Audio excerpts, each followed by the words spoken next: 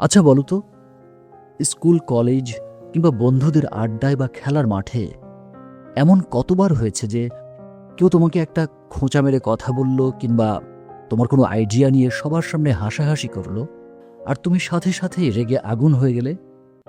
অথবা রাগের মাথায় এমন কিছু বলে বসলে বা করে বসলে যার জন্য পরে তোমাকে আফসোস করতে হয়েছে? যদি এমনটা হয়ে থাকে, তবে আজকের এই পডকাস্টটি শুধুই তোমার জন্য। আজ তুমি জানবে কিভাবে কোনো রাগ না দেখিয়ে একদম শান্ত থেকে নিজের বুদ্ধিমত্তা দিয়ে যে কোনো পরিস্থিতিকে নিয়ন্ত্রণ করা যায়। তবে প্রথমে একটা গোল্ডেন নিয়ম মাথায় গেঁথে নাও। তর্কে বা আড্ডায় সেই সবার আগে হেরে যায় যে সবার আগে নিজের আবেগের উপর নিয়ন্ত্রণ হারিয়ে ফেলে।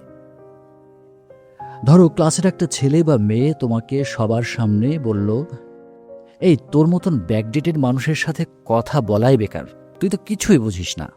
তো এমন কথা শুনে তোমার কেমন লাগবে? খুব রাগ হবে, তাই তো? মনে হবে চড়া গলায় তাকে একটা জবাব দিয়ে দেই।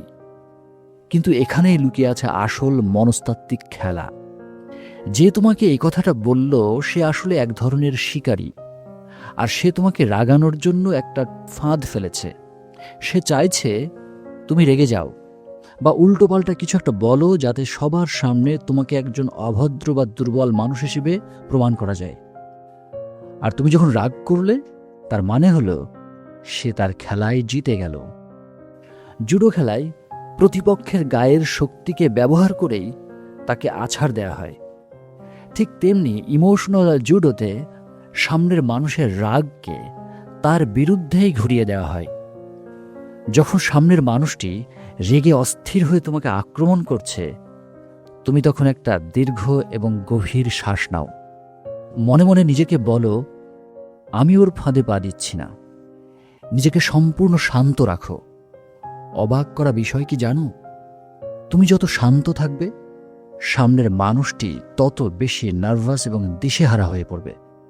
সে ভাববে, ব্যাপার কি, আমি ওকে এত কথা শোনাচ্ছি তাও হাসি মুখেই শান্ত আছে কিভাবে? এই চিন্তাটাই তাকে ভেতর থেকে দুর্বল করে দেবে। এবার চলো সব থেকে শক্তিশালী গোপন অস্ত্রের কথায় আসি। এই অস্ত্রটির নাম হলো নীরবতা বা সাইলেন্স।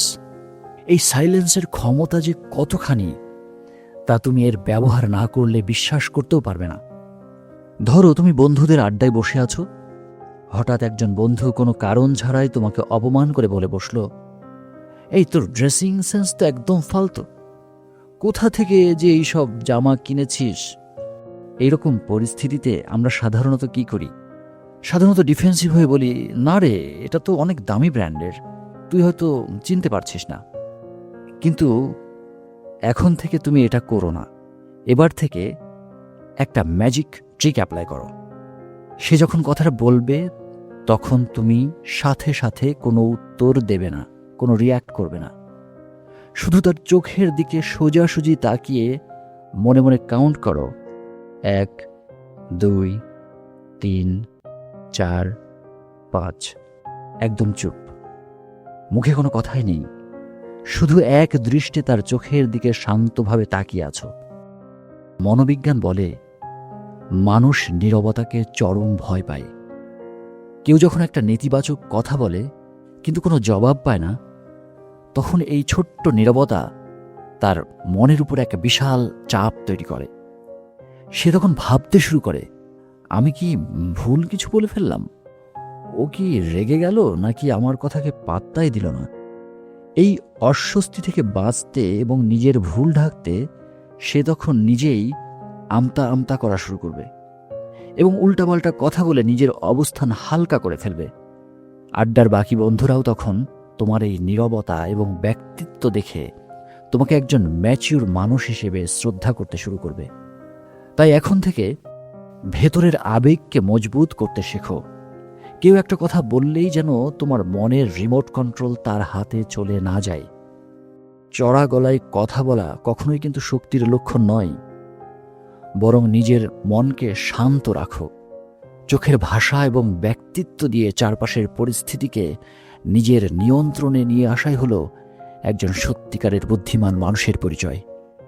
তাই আজকের পর থেকে যখনই কেউ তোমাকে রাগানোর চেষ্টা করবে, সেই ইমোশনাল জুডো আর ছোট্ট নীরবতার ফর্মুলাটা মনে রাখবে।